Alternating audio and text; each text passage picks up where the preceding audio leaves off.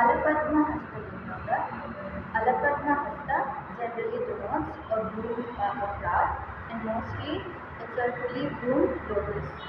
Now we will learn the uses of Alapadma Hasta.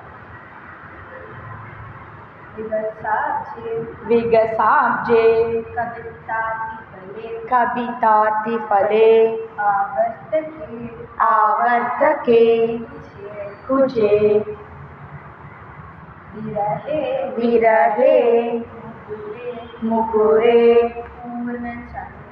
पूर्णचन्द्रे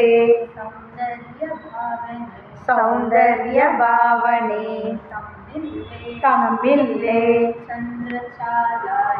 चन्द्रचालायां ग्रामीषु